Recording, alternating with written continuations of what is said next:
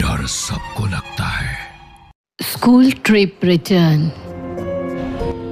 गर्मियों की छुट्टियों में स्कूल की ट्रिप पे सब बच्चे पूरे जोश में थे। बस के अंदर मस्ती हो रही थी और गाने गूंज रहे थे। वो लोग मजा करते हुए जा रहे थे, पर तभी अचानक एक आदमी बस के सामने आ गया। ड्राइवर ने जोर से ब्रेक मारी और बस झटके से रुक गई। सब बच्चे और टीचर्स आगे की ओर गिर पड़े और कुछ को तो चोट भी लगी। लेकिन जब सबने बाहर देखा तो दूर दूर तक कोई नहीं था। सब लोग ड्राइवर पर चिल्लाने लगे, लेकिन ड्राइवर यही कहता रहा कि उसने सामने किसी को देखा था। मदन बस से नीचे उतरा और इधर उधर देखने लगा। तभी उसे ऐसे लगा जैसे कोई उसके कान में बहुत तेज चीखा है। वो घबराकर वापस बस में भागते हुए चढ़ गया। अचानक बस के फ्रंट शीशे पर जोर से कुछ टकराया और सब बच्चे चौंक कर उछल पड़े। शीशे पर एक बड़ा सा खून का थप्पा लग गया। सबकी आंखें फटी रह गई और बस के अंदर सन्नाटा छा गया। कंडक्टर खून साफ करने के लिए बाहर निकला। जैसे ही उसने शीशे को साफ करने की कोशिश की, अचानक उसे ऐसे लगा जैसे किसी ने उसे जोर से खींच लिया हो। वो चीखता हुआ पीछे की ओर गिर पड़ा और घिसटता हुआ बस के पिछले हिस्से तक पहुंच गया। संगीता ने चीखते हुए कहा, श्यामलाल, क्या हुआ? तुम ठीक तो हो? लेकिन श्यामलाल घबराते हुए बस में चढ़ा और कांपते हुए बोला, मैडम, यहाँ पे कुछ तो है। किसी ने मुझे घसीटा।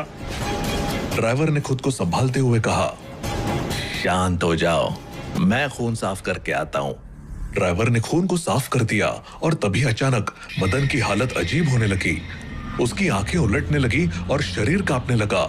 ऐसे लग रहा था जैसे उसे मिर्गी का दौरा पड़ गया हो, लेकिन ये उससे भी ज्यादा भयावह था। उसके चेहरे पर एक अजीब सी विकृति आ गई थी, जैसे उस पर कोई भूत सवार हो गया हो। मदन सर ने अचानक अपना सिर बस के फर्श पर जोर जोर से मारना शुरू कर दिया। बच्चों और टीचर्स के चेहरे पर डर साफ दिख रहा था। मदन इधर उधर भागने शुरू कर दिया। बच्चों और टीचर्स के चेहरे पर डर साफ दिख रहा था। मदन इधर उधर भागने लगा जैसे कोई जंगली जानवर हो। बस की सीटें नोचने लगा और जो भी उसे रोकने की कोशिश करता उस पर जानवर की तरह चिल्लाने लगता। प्रेम ने हिम्मत जुटाते हुए मदन को पकड़ने की कोशिश की, लेकिन मदन ने उसे जोर से धक्का दे दिया और प्रेम सीटों पर गिर गया। संगीता घबराते हुए बोली, प्रेम, हमें कुछ करना होगा। मदन सर को संभालो। श्यामलाल और ड्राइवर ने मदन सर को काबू करने की कोशिश की, लेकिन वो दोनों को धक्का मारकर फिर से फर्श पर सिर मारने लगा। प्रिया ने बच्चों को पीछे की ओर ढकेलते हुए कहा, बच्चों पीछे हटो, तुम लोगों को चोट लग जाएगी। काफी मशक्कत के बाद श्यामलाल, ड्राइवर और प्रेम ने मिलकर मदन को पकड़ा और उसे रोकने की कोशिश की। मदन बुरी तरह गोल गोल घूम रहा था और चिल्ला रहा था, लेकिन आखिरकार उसे नियंत्रण में लाया गया। सबके चेहरों पर डर और चिंता की लकीरें साफ नजर आ रही थी और माहौल में एक भारी सन्नाटा छा गया था। अचानक प्रिया अजीब तरीके से हंसने लगी। उसकी हंसी इतनी तेज और भयानक थी कि सुनकर सबका दिल दहल गया। वो बिना रुके हंसी जा रही थी, जिससे उसका गला बैठने लगा। संगीता ने घबरा कर कहा,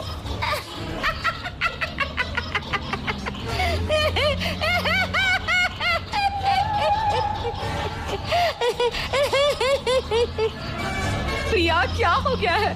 चुप हो जाओ प्लीज। लेकिन प्रिया की हंसी और तेज होती गई। वो अपने गले को पकड़कर हंसते हंसते बेहाल हो गई।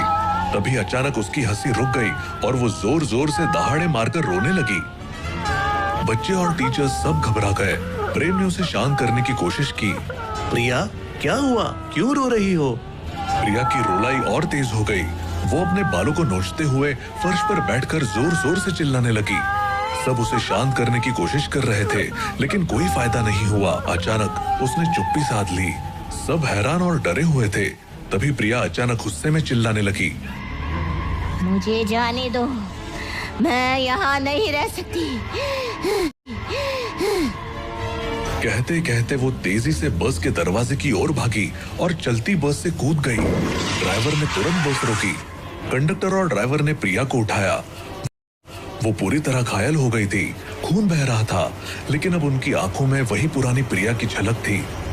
प्रिया ने कांपते हुए कहा, मुझे नहीं पता क्या हो गया था, मैं अब ठीक हूँ। सबने राहत की सांस ली और प्रिया को फर्स्ट एड दिया। ड्राइवर ने बस को एक खाली जगह पर रोका ताकि सभी बच्चे और टीचर्स थोड़ा आराम कर सके। जैसे ही बस रुकी, तो कुछ लोग बस से बाहर निकलकर हवा खाने लगे, लेकिन तभी कुछ अजीब चीजें होने लगी। सबसे पहले बच्चों ने देखा कि सड़क के दूसरी तरफ से आने वाली गाड़ियां सीधे बस के आर पार जा रही थी, जैसे बस वहां हो ही ना। ये देखकर सबके रोंगटे खड़े हो गए। राज ने डरते हुए कहा, मैम, ये क्या हो रहा है? ये गाड़ियां बस के अंदर से कैसे जा रही हैं? बच्चों ने देखा कि सड़क के किनारे के पेड़ अचानक आग में जलने लगे, लेकिन किसी को उसकी गर्मी महसूस नहीं हो रही थी। सबने डर से एक दूसरे को देखा और समझ नहीं पा रहे थे कि क्या करें। प्रेम बस में ही बैठा था। उसने जल्दी से सबको बस में वापस बुलाया। ड्राइवर ने बस स्टार्ट की और तेजी से आगे बढ़ाई। संगीता ने नोटिस किया, उनको चले हुए 4 घंटे हो चुके थे, बल्कि रास्ता सिर्फ 2.5 घंटे का था। संगीता ने कहा, इस ट्रिप में कुछ गड़बड़ है, इसलिए ऐसा करते हैं, यही पास में मेरा गांव है रजबपुर, वहां चलते हैं। सबको डर लग रहा था, इसलिए सब राजी हो गए। ड्राइवर ने जोरदार बस भगाई और जरा ही देर में रजबपुर आ भी गया। सामने ही रजबपुर का बोर्ड दिख रहा था। गांव में जाने के लिए बाईं तरफ कच्चे रास्ते पर उतरना था। ड्राइवर बस को मोड़ने ही वाला था कि तभी संगीता ने कहा कि बस सीधी चलाओ, बिल्कुल भी रोकना मत। ये सुनकर सब हैरान रह गए, क्योंकि खुद संगीता ने कहा था कि मेरे गांव चलते हैं, और अब वो कह रही है कि सीधे चलो। बस सीधी चलती रही। प्रेम ने पूछा कि उसने आखिर ऐसा क्यों किया। तब संगीता ने बताया,